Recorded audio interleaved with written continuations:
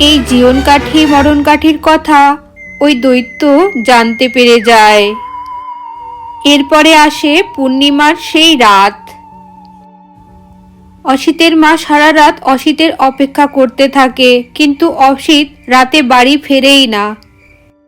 এরপর পরের দিন ভোর হয়ে যায়, তখন অসিত বাড়িতে ফিরে আসে। পরদিন অসিতের মা টুনিকে এই সমস্ত ঘটনা জানায় এবং সে প্রচুর কান্নায় ভেঙে পড়ে দুশ্চিন্তায়। এরপর কি হবে? অসিতের শরীর থেকে ওই ব্রহ্মদৈত্যকে কি টুনি বার করতে পারবে?